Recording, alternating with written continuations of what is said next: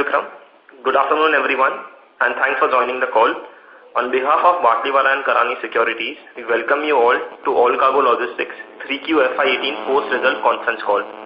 We have with us today the management of Allcargo Logistics, represented by Mr. Shashikiran Shetty, the Chairman, Mr. Jatin Choksi, the CFO, Mr. Prakash Tulsiani, Executive Director and CEO, CFS ICD, and Mr. Surya Narayanan, Executive Director, EQ Worldwide. I would now request Mr. Prakash Tulsiani to start the call with his opening remarks on 3Q FY18 results. Over to you, sir. Hey, good afternoon, everyone, and welcome to the earnings call for Q3 and 9 months of FY18 results and operational highlights. I am joined by our Chairman and Founder, Dr. Shashikiran Shetty, Mr. Surya Narayan, ED of EQ Worldwide, and he's actually dialing in from Hong Kong, and Jatin Choksi, CFO, with us at the conference room here in Mumbai. I hope all of you have received our results and gone through the consolidated quarterly financials by now. You can also view them along with earnings presentation on our website. The container shipping industry, which showed signs of recovery during the first half of 2017, has come again under pressure in the last quarter of calendar year 2017. Freight rates are under pressure despite high season prior to Chinese New Year, and it has not improved, which is largely due to some shipping lines building up capacities, and even after M&As, capacities remain the same. So there have been many M&As which we have discussed in the past. The capacities have not been withdrawn. Chinese New Year this year is sometime next week, and effect of that in India would be seen with no vessel calls in the beginning of mid-March. Impact of GST is slowly settling down. The government has been receptive to the feedback from the industry. The changes in the system are now making compliance easier, and we expect a stable scenario within next 6 months. The infrastructure sector is showing visible signs of recovery, and we expect the capex cycle of the country to pick up in the next 2 to 3 quarters. Additionally, as you may know, the consumption pattern of the country is also on the rise, which bodes well for our overall logistics industry. Going now straight into details, we will first start with Mr. Suri for EQ Worldwide, and he will take us through the numbers for our global business. Over to you, Suri. Yeah. Thank you, Prakash. Good afternoon, everyone.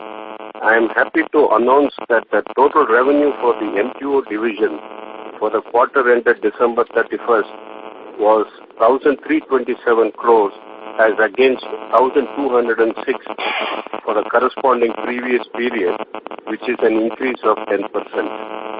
EBIT was 55 crores for the quarter as against 42 crores for the corresponding previous period, which is an increase of about 31%. The MTO global volumes grew by 7.4% to 144,646 TEUs. The growth has come from key markets across the world despite challenging trade and prevailing freight conditions. We have always outperformed the global LCL trade, and we expect this trend to continue and remain market leaders. Our FCL business has continued to grow healthily. I will now request Prakash to take you through the performance of our businesses. What we will do is, Suri, that since you need to step out and go for some meetings in Hong Kong, we will get Jatin Choksi, our CFO, to first go through the numbers, and then I will take over for the India business. Okay, thanks, Suri. Thank you, Prakash.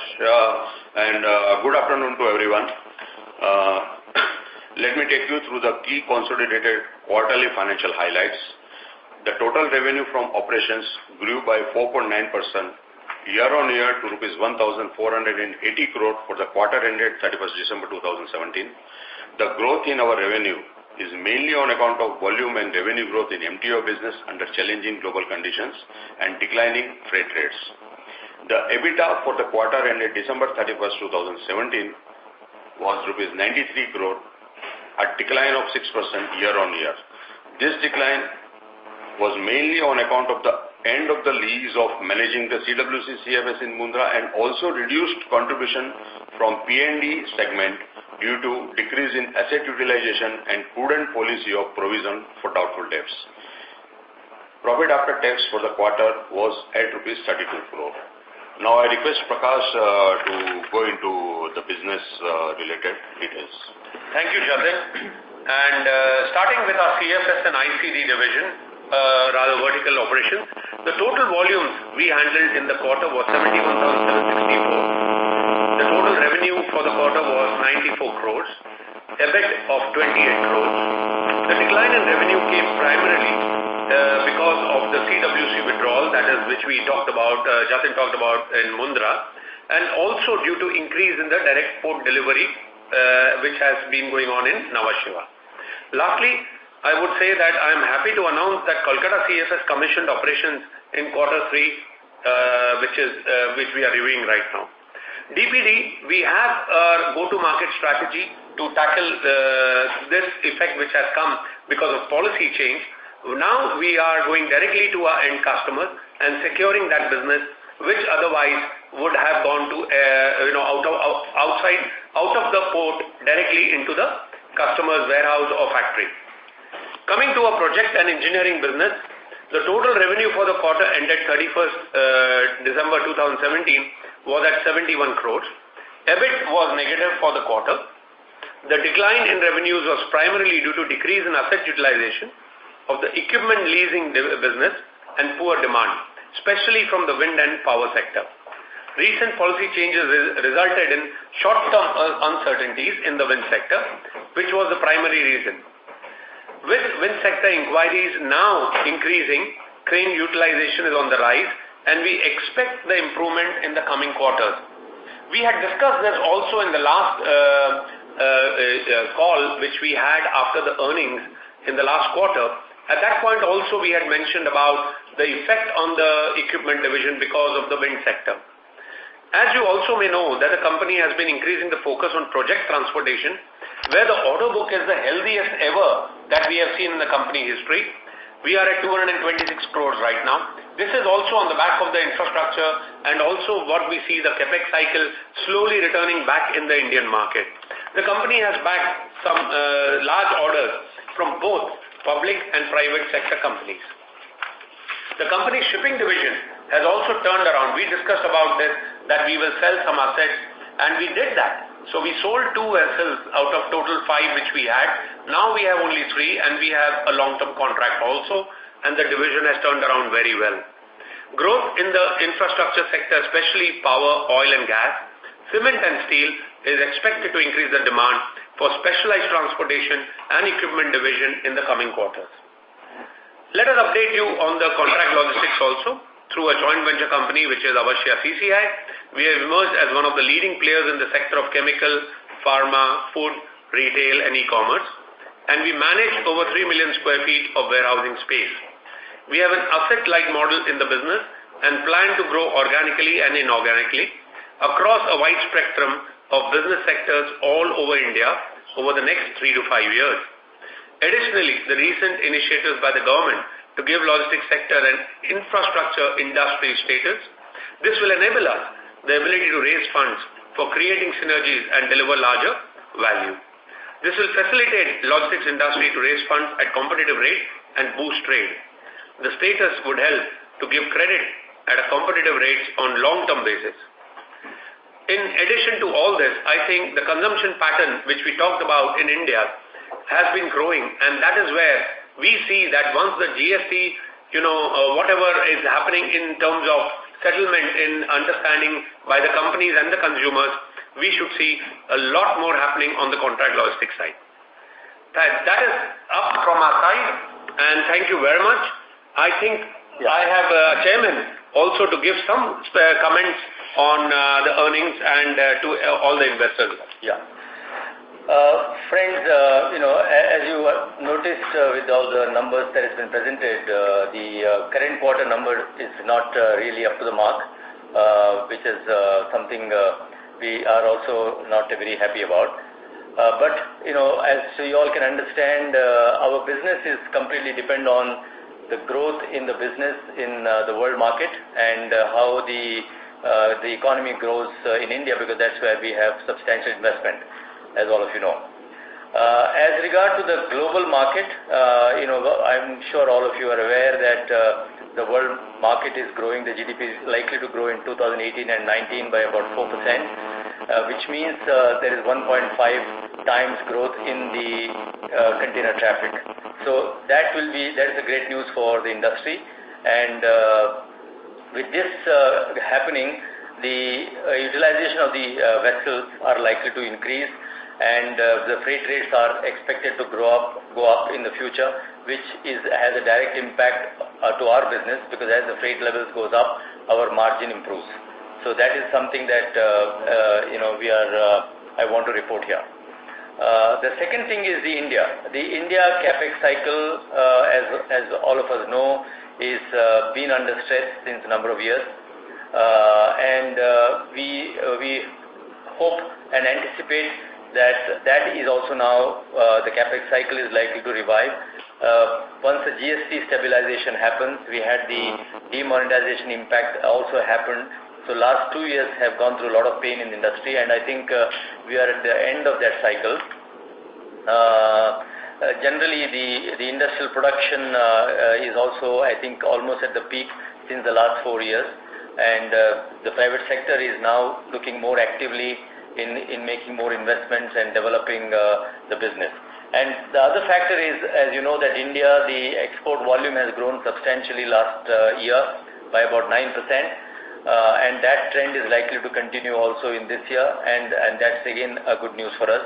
The impact of DPD is almost over. The business cycle, case has changed, and now this business will now remain stable. The renewable energy windmill, our capacity utilization has already reached 60%, and as Prakash mentioned about the order book, which is over 220 crores. Those execution is going to happen, and we expect more cranes will be utilized in the coming months with the more wind farms being auctioned in the market by the government. So better utilization of the assets are expected, and the project transportation business is likely to see a better revenue flowing in. Our global business has a much better outlook than what it had. CFS business, where there was a little bit of a concern because of DPD, that concern is almost behind us. So the outlook looks positive in the coming quarters. This is what I wanted to report, and happy to take more questions. The steel and the fertilizer industry is also kind of started doing better, and that's the early indication. And hopefully the real estate sector will turn around. There will be more home sales would happen in the coming quarters. So all that should help overall the economy and the outlook for the company's operation and profitability going forward. This is what I wanted to report. Now we are open for questions, please. Thank you very much, sir. Ladies and gentlemen, we will now begin the question and answer session.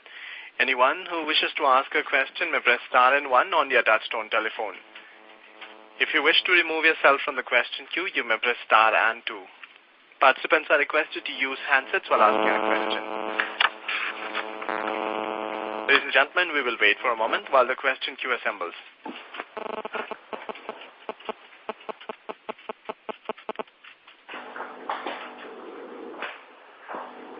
We have a first question from the line of Mohit Khanna from Value Research. Please go ahead. Good afternoon, sir. I just have a couple of questions here. First, there were rumors in the market that you were going to expand the direct delivery business by acquiring Snapdeal's business. That I didn't think go through. So what is your alternative plan for the growth over in that business? And also, could you please detail the DPD impact, and why do you think it is behind us now? Yeah, first of all, we looked at that acquisition, and that did not make sense to us, so we did not go forward with that acquisition. And we are at the moment not doing anything on that front. that is the last mile. But obviously our plan for growing our contract logistics business and our future play in the India logistics story, that is something that we are working still on. So that's what I can tell you right now. And about DPD, Prakash is announced. Yeah. As regards DPD, what we have seen is that when the DPD policy change came in, yes, it started sometime in the month of March last year, which is 2017. And because it had just started, it saw a great jump in terms of number of containers which went in for DPD. But for the last few months, that is, I would say over a quarter, the number has remained constant, and we believe that it will stay there. In the sense, the DPD numbers would remain constant, and we have also adjusted our go-to-market strategy accordingly, keeping in mind what is the needs of a client and what is the value proposition that we give to them. So we believe that cycle of whatever the changes in the policies were there, now that is behind us, and from here we should see the numbers growing in terms of our CFS volume. Okay, all right. Thank you. And also, to add, we have started our Kolkata CFS, and that will help us increase the numbers.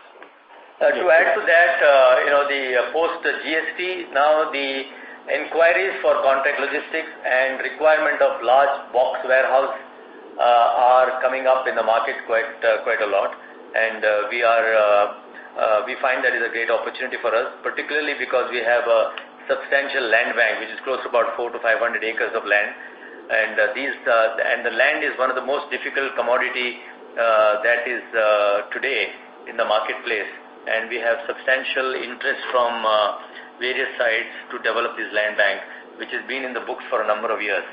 So this asset is likely to get utilized in the coming years. All right. Thank you so much. I have more questions, but I'll get back in the queue. Thank you. Thank you, sir.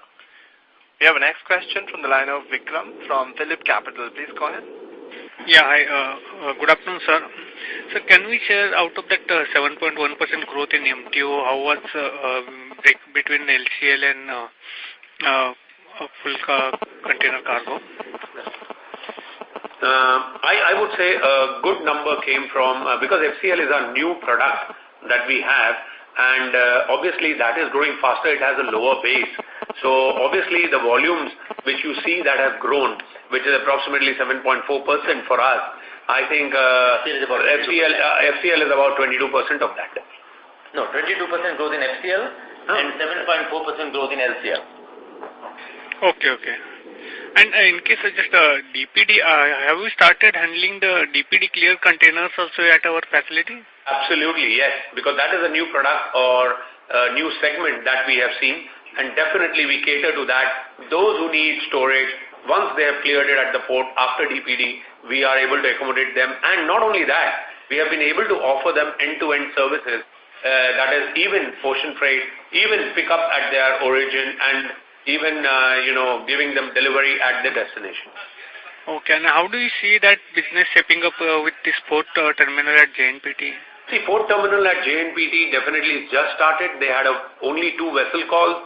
I think the volumes will continue to grow in JNPT, and they were, as the port scenario was, there was no capacity available. That's why JNPT was not growing. But now with the increased capacity, we should see JNPT gaining some volumes back. Okay, sir. Thank you. Thank you, sir. We have next question from the line of Keyur Pandya from Prabhudas Lilladher. Please go ahead. Thank you for the opportunity. Sir, my question is on DPD. So, sir, this DPD effect is only on the Mumbai port, or is it visible at some other ports as well where we are present?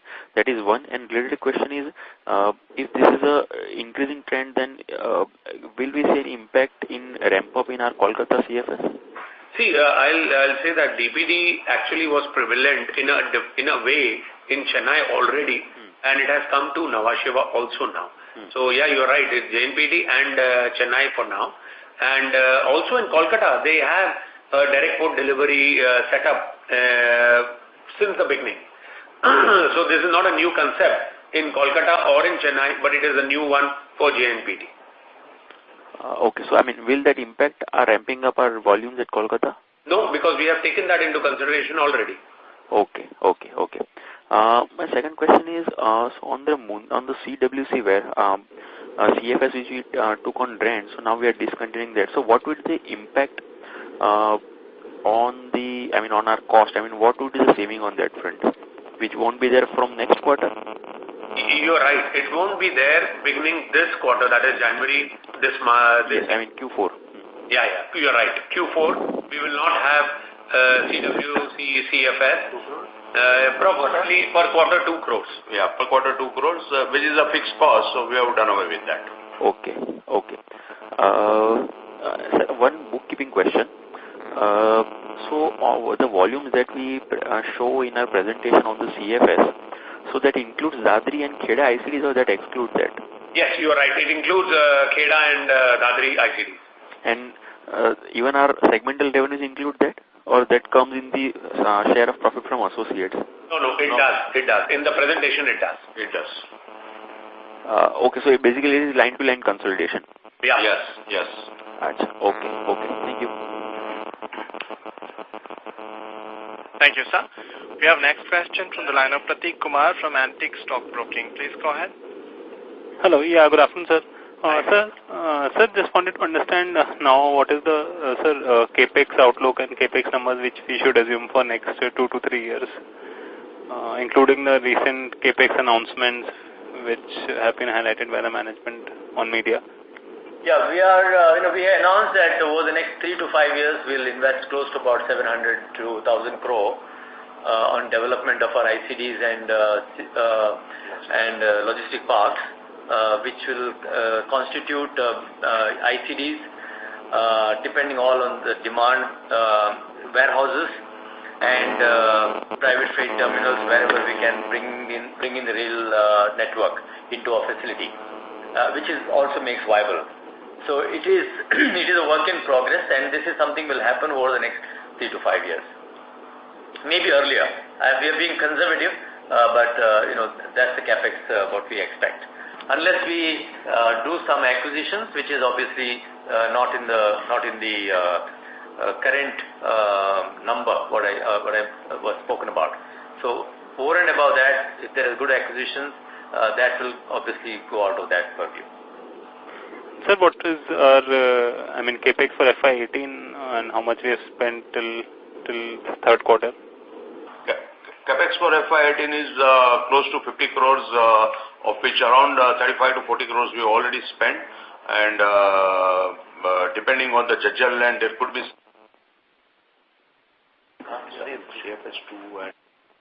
Sorry, 1 minute. Yeah, go ahead. Sorry.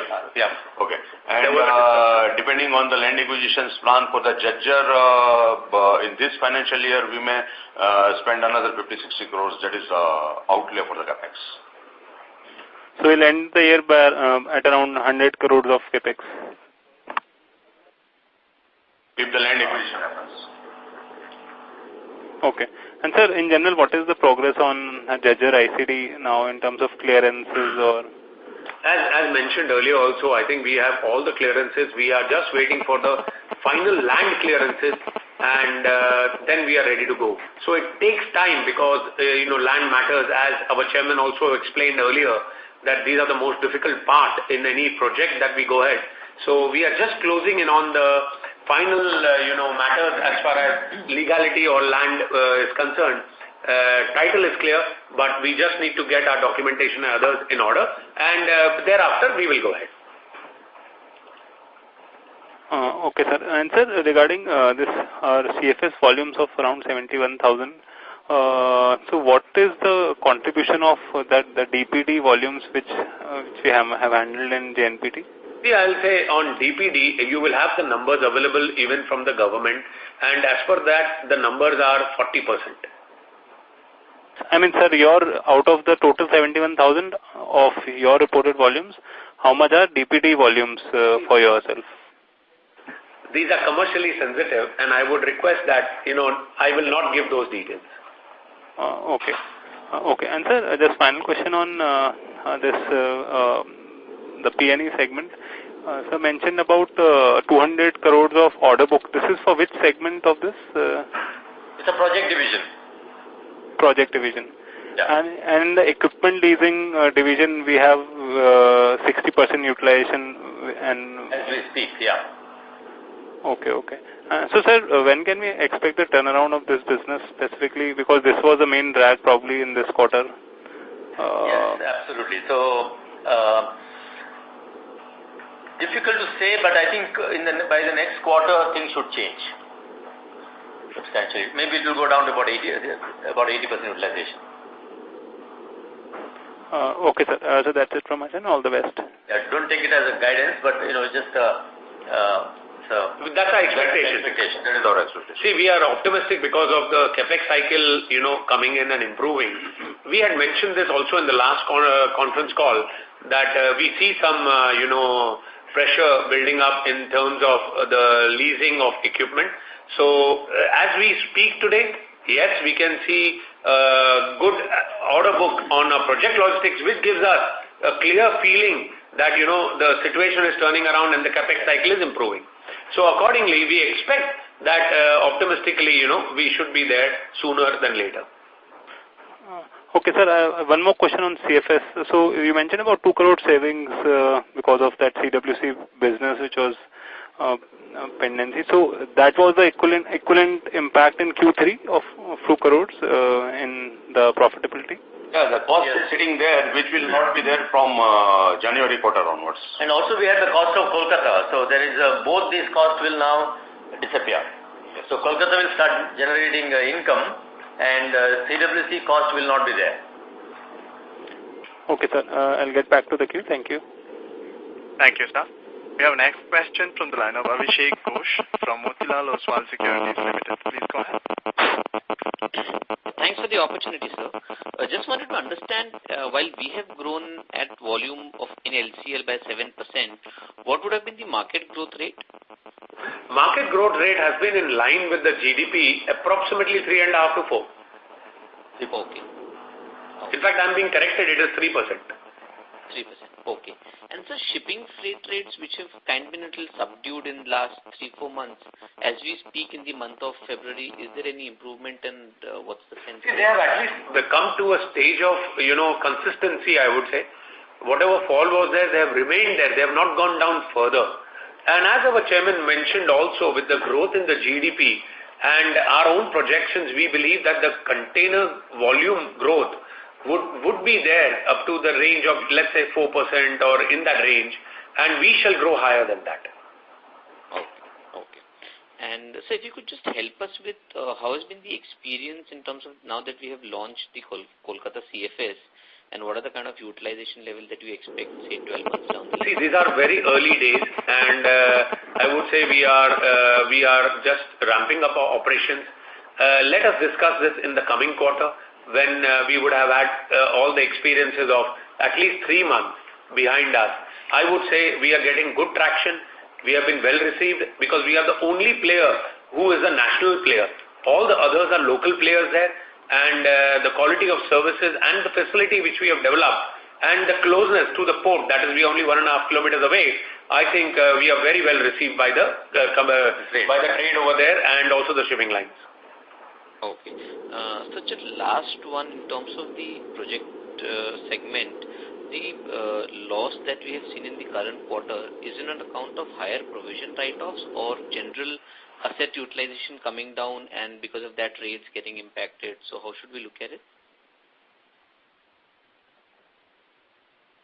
Yeah, okay. It's a combination of both the factor. Of course, the asset utilization is not as expected, which has brought down the revenue. And because of the prudent provisioning policy, we have as a provision, though as earlier various forum we mentioned, it is not a bad debt, but as a very prudent policy we are providing as and when we recover, we reverse the provision.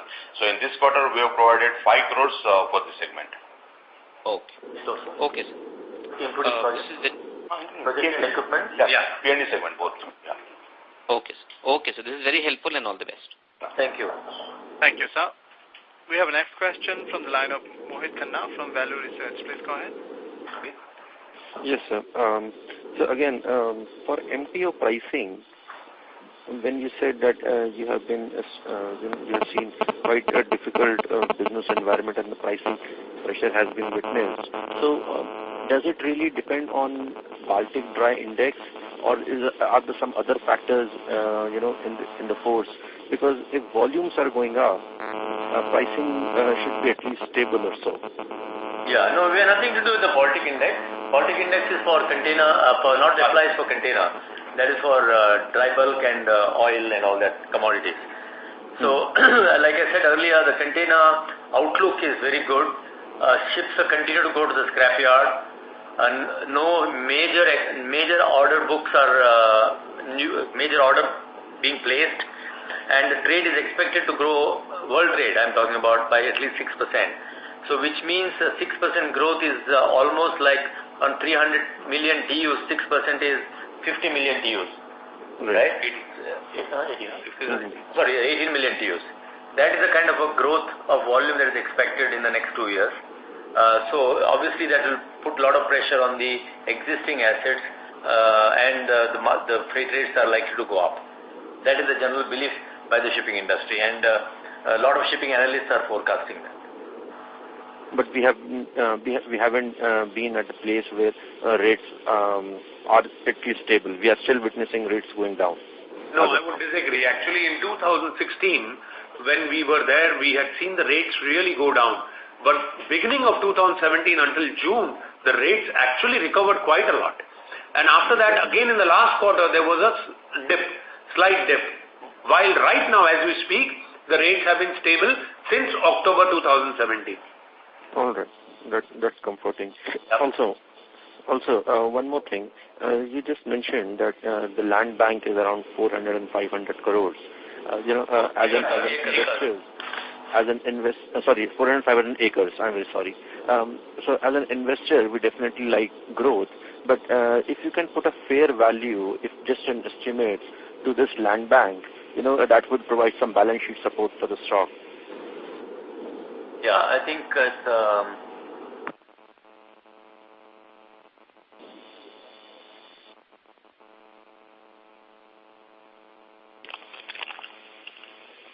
Hello? Just 1 minute. Yeah. Yes, please.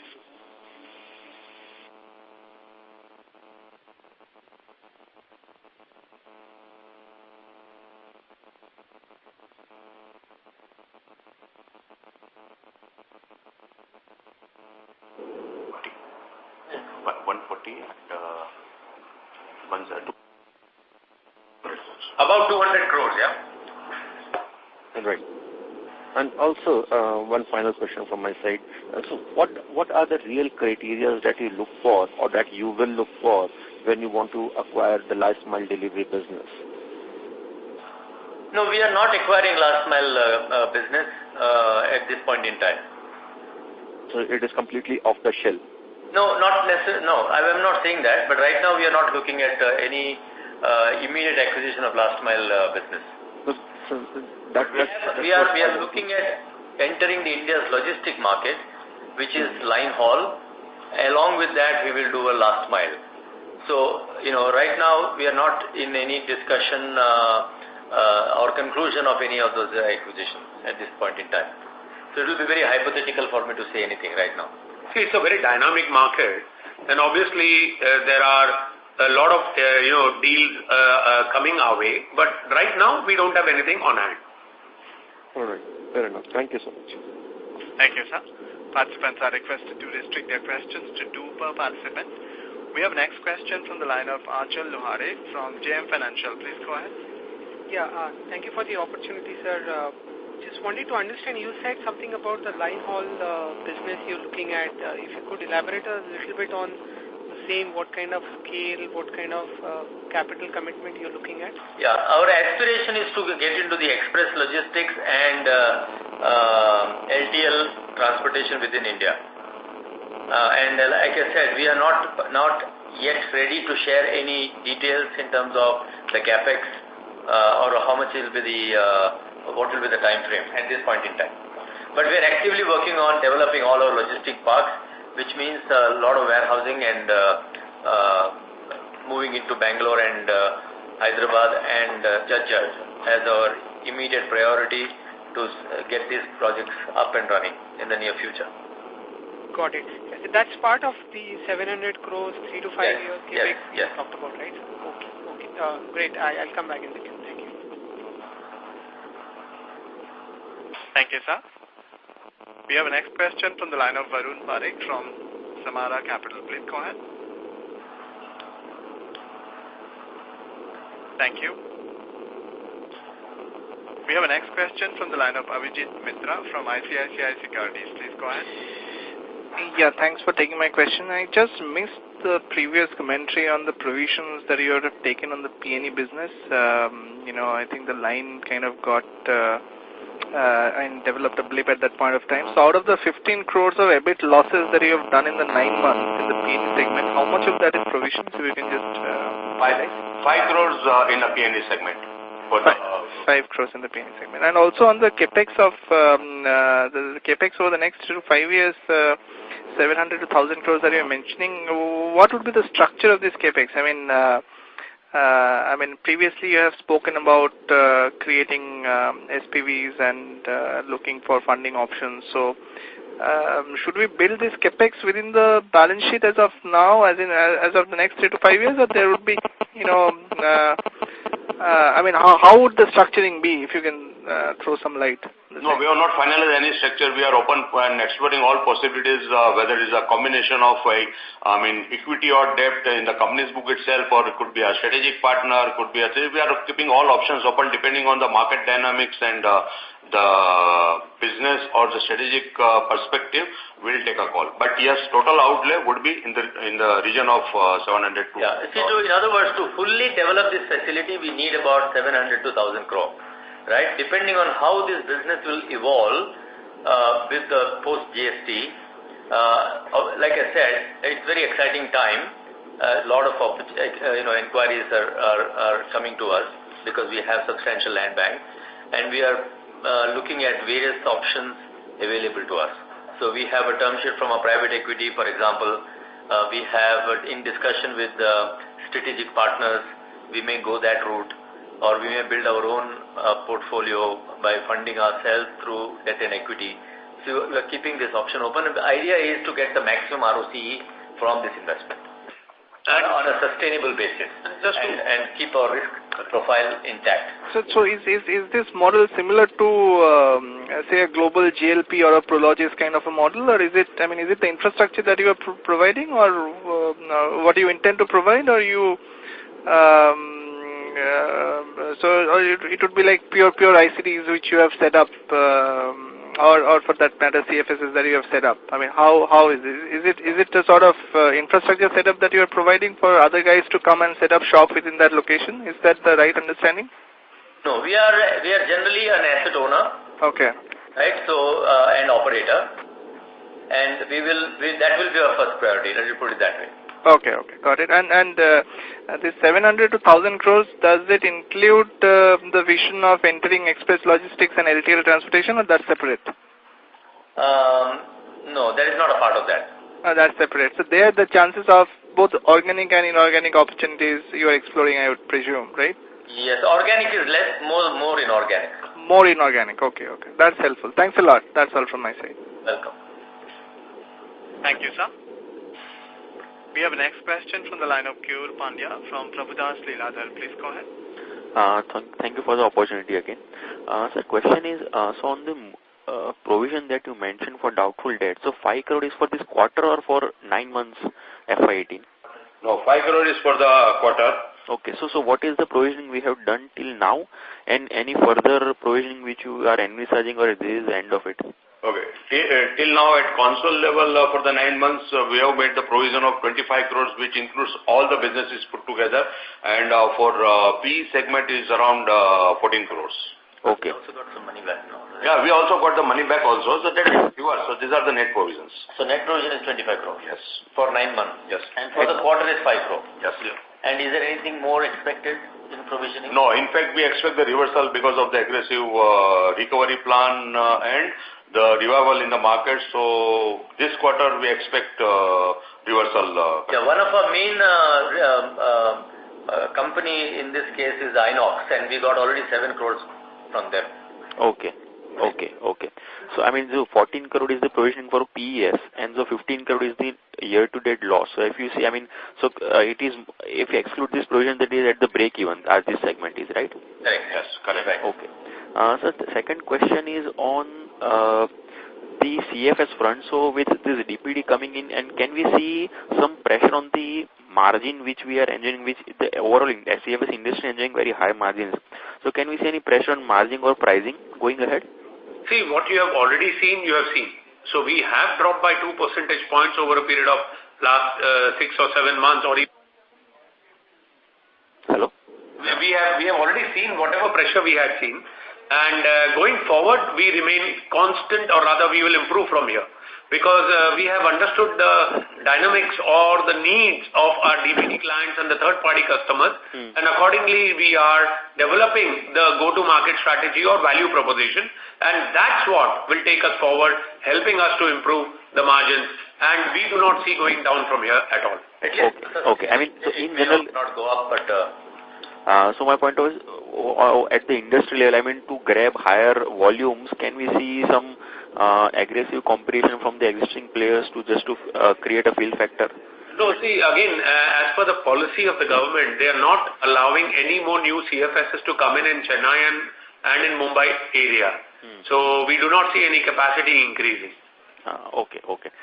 Thank you. And sir, just was last question. There is more on the bookkeeping front. Sir, any specific reason why employee cost year to date is lower for this year? It's primarily because of a lot of process improvement and digitalization, productivity improvements, and things like that. Okay. Thank you, and all the best. Thank you. Thank you, sir. We have next question from the line of Dhruv Agarwal from Ashika Group. Please go ahead. Hi, good afternoon. So I have a question on one of the points covered earlier. Like you mentioned that you have nothing to do with the Baltic Dry Index. So may I be correct in assuming that the World Container Index or just some other index that we can use to get an idea of the freight rates movement? Shanghai Freight Index. Shanghai Freight Index. Okay, got it. And is this also relevant for your domestic container freight charges for the CFS business? No, that is not. That is for the world freight business. Domestic is nothing to do with that. It is purely local. Okay, so any idea of how do we get to know, what is the movement in the domestic freight charges? Regret, there is no such index available locally. Okay, thank you. And the second question I have is, so just a general strategic question in your CFS business, over the next 3 to 5 years, what kind of competition do you see, or just any upcoming players? See, as I mentioned earlier, specifically in Nhava Sheva and Chennai, which are the two large markets, and Nhava Sheva being the largest, the government has decided not to give any more new licenses to any CFSs. So in short, the capacity will remain or even may go down. I see, okay. And just regarding ICDs? ICDs are open because then logistics parks are coming in, and with the dedicated rail freight corridor, there could be new logistics park coming up depending on wherever the industrialization takes place and which of the state takes the lead in developing their industrial clusters, and accordingly the logistics clusters will come in. Okay, got it. Thank you. For example, the Jhajjar area, there is a lot of new industries are likely to come up, and to the best of our knowledge, what we understand is about 17 agreements have been signed for setting up new factories. Okay. So you're saying accordingly, depending on the development of the industries in these states, six parks will come up? Yeah. No, particularly Jhajjar, we are talking about. Right, got it. Okay, thank you. Thank you, sir. We have next question from the line of Pratik Kumar from Antique Stock Broking. Please go ahead. Hello. Yeah, hi, sir. Thanks for the follow-up. Sir, regarding the contract logistics business, what would be our revenues top line like here till date? Because that number is not visible directly in the income statement. Revenue is in line of our expectations. and that is what the number we are sharing. And EBITDA for YTD December 17 is 19 crores. And here we are not concentrating line by line, and we are following the JV accounting kind of. So, sir, revenues number we are not sharing? Yeah, we are not sharing, but approximately, or I can say it is around 225 crores for the 9 months. Okay. And, sir, what is the closing net debt as of 9 months period? Okay. The closing net debt at console level is 198 crores. Okay. And, sir, regarding one of the questions mentioned earlier in the call, there was an impact of 2 crores in CFS business savings. This is per quarter, if I heard it correctly. Right. Going forward. Yes. 2 and 3, no? Including Calcutta. Yeah. Okay.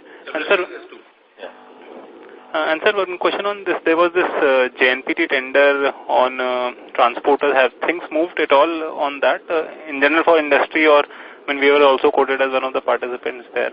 No, nothing has moved forward. It is still at the government level, and we await, outcome of that. Sure, sir. I'll get back to the queue. Thank you. Thank you, sir. As there are no further questions from the participants, I now hand the conference over to the management for closing comments. Over to you, sir. Yeah. No, overall we feel the worst is over, both in the global outlook and also the outlook for India. I think how the government will react, keeping the 2019 election is something that we don't know. But I think overall the mood in the logistic industry is good, and the global growth in the volumes is bringing some cheer to the industry. And we anticipate a better performance in the coming quarters. Yeah. And that's pretty much what it is. And the company is in a good position, is in a healthy state financially, and we are all dedicated to make all our projections come true. And we are also adding few new management bandwidth into the organization. As you all know that we have the new CEO now joined for EQ Worldwide. We are in the process of hiring a chief digital officer, and also bringing a new talent in the area of warehousing and logistic park development. So there's more management bandwidth coming into the organization, and we are really looking forward for fulfilling the opportunity that is in front of us.